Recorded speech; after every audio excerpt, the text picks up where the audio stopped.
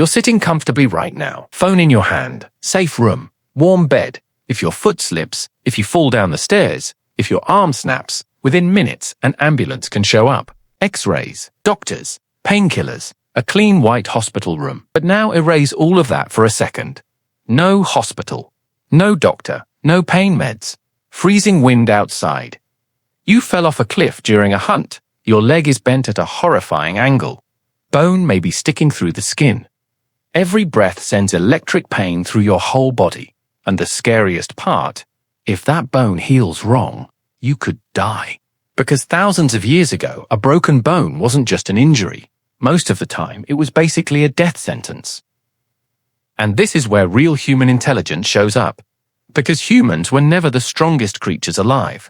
We didn't have lion teeth, bear strength, wolf speed.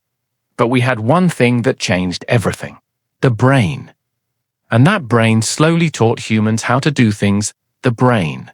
And that brain slowly taught humans how to do things that still sound unbelievable today. Ancient people weren't just fixing bones, they were trying to bring the body back to life. Here's the part almost nobody talks about.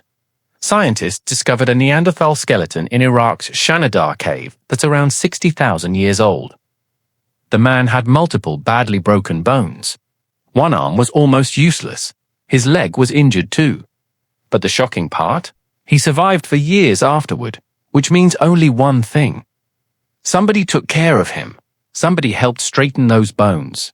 Somebody fed him. History books love talking about wars, but they usually skip the fact that human compassion may have been the very first form of medicine. At first, people learned from animals. Hunters noticed that injured deer stayed still. Wolves stopped putting weight on broken legs. Humans realized movement made things worse. That became the first technique: rest. That became the first technique: rest. Complete stillness. Give the body time. Today it sounds obvious, but in the ancient world, that was revolutionary. Then they learned something else: keep the bone stable. Around 3000 BC in Egypt, people used thin pieces of wood, cloth wraps, and tree bark to hold broken limbs in place. Archaeologists have even found ancient Egyptian remains showing signs of primitive splints. That was the moment humans started understanding the body almost like a machine. If wood could keep a broken spear straight, maybe it could keep an arm straight too. But the real surprise was still coming. In ancient India, a physician named Sushruta, around the 6th century BC, was already writing detailed methods for treating fractures. And this changes everything. Sushruta wasn't just talking about wrapping bones. He described muscle tension, joint movement, and recovery exercises too. Some of his ideas were so effective that parts of those principles still exist in orthopedic medicine today. Now think about something tiny, a thin bone needle, just a few inches long. In France, archaeologists discovered needles over 17,000 years old. At first glance, they look ordinary, but these needles were likely used to close wounds. When bone tears through skin, infection becomes the biggest enemy. Those tiny little needles gave humans a way to seal the body shut again. Such a small object, but it probably saved countless lives. And now comes the real question: how did they survive the pain? The answer is honestly brutal. Sometimes plants, sometimes alcohol, sometimes religious rituals, and sometimes pure mental toughness. Ancient China used herbs with natural pain-killing effects. Some South American tribes chewed coca leaves. Greeks knew about opium. But most of the time, people had to stay awake while the bone was being reset. Imagine that scene. 4 people holding down an injured hunter. One person pulling the leg, another trying to force the bone back into place. Screams echoing off cave walls. But if they didn't do it, the bone would heal crooked. Hunting would become impossible. And in the ancient world, if you couldn't hunt, you usually didn't survive very long. That's why ancient people became insanely observant about the body. They understood that the wrong angle could mean permanent disability. They checked swelling, felt the pulse, watched skin color changes. None of that came from textbooks. It came from generations of experience. And there's another hidden detail. Archaeologists in Peru discovered ancient Inca skulls showing evidence of successful surgeries. Some skulls had holes cut into them. A new bone had already grown around the edges, meaning the patient survived. Think about that for a second. If they could perform delicate procedures on the skull, then fixing broken bones wasn't impossible for them either. Then humanity made another massive leap. People realized healing wasn't only physical, the mind mattered too. Tribal elders sat around injured people. They told stories, sang songs, spoke prayers. Today it sounds spiritual, but modern science says reducing fear actually helps recovery, meaning ancient humans may have accidentally discovered psychological healing too. And now comes the part history usually ignores. A lot of ancient bones didn't heal perfectly straight. Some people limped forever. Some arms healed twisted, but they still survived. Why? Because humans learned something more powerful than strength: cooperation, supporting each other. In 1991, a mummy was discovered frozen in the Alps. Today, he's known as Otzi the Iceman. He lived more than 5,000 years ago. Scientists found evidence of old injuries in his body. Maybe even broken ribs. And near him were medicinal plants, meaning ancient humans weren't just enduring pain. They were actively searching for treatment, constantly, obsessively. And here's the truth that changes almost everything.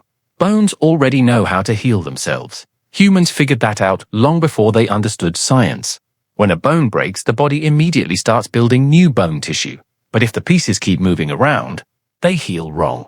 That's why splints, bandages, and rest mattered so much. Ancient people didn't know about cells, but they understood results. Still, danger was everywhere. Infection, fever, bleeding, wild animals, cold weather. A broken leg could leave someone helpless for weeks. That's why bone healers often became highly respected inside tribes. Some were seen as shamans, some as wise healers, some almost magical, because when everybody else felt powerless, they gave hope. Picture it: fire crackling in the dark, wind outside, a young hunter shaking in pain. An old healer slides soft animal fur beneath his leg, ties 2 straight wooden sticks around it, then quietly says, "Don't move." Maybe that simple sentence became one of the most important medical instructions in human history. And weirdly enough, the basic idea still hasn't changed. Modern hospitals have metal rods, X-rays, anesthesia, advanced surgery, but the core principle is exactly the same. Keep the bones straight, stop movement, give the body time. You're sitting safely right now, lights on, medicine nearby, doctors available, but inside you is still the same ancient body that survived ice ages, forests, hunts, and impossible conditions by repairing itself over and over again.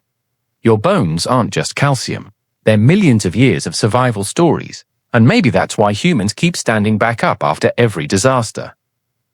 But maybe the most mind-blowing technique was something we now call traction. Ancient healers realized some fractures couldn't be fixed just by wrapping them. The bone had to be slowly pulled back into alignment. In parts of Africa and Asia, tribes used ropes, hanging weights, and wooden frames to stretch broken legs back to their original length.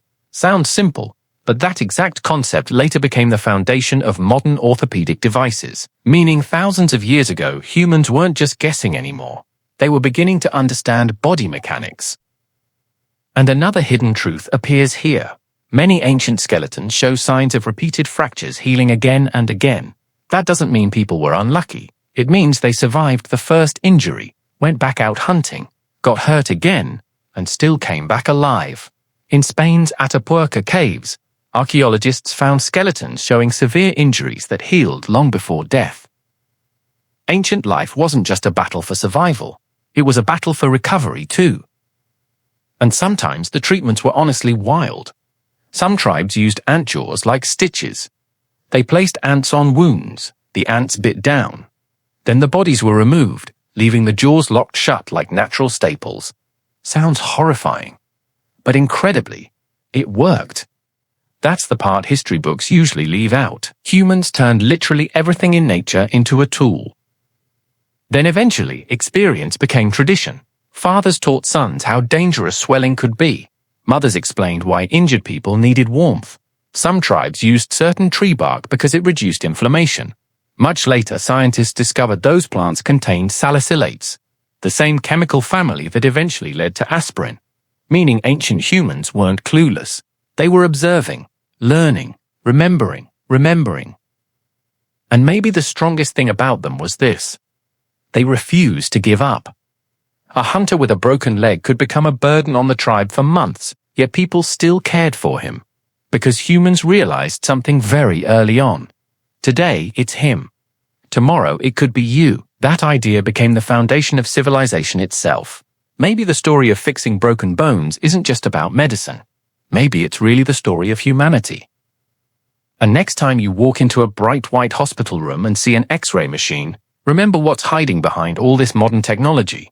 Fires burning inside caves, pain-filled screams, wooden splints, the smell of herbs, and people who, without books, without degrees, without laboratories, still manage to achieve the impossible using nothing but intelligence, observation, and each other. That's the human story. The story of breaking and healing again.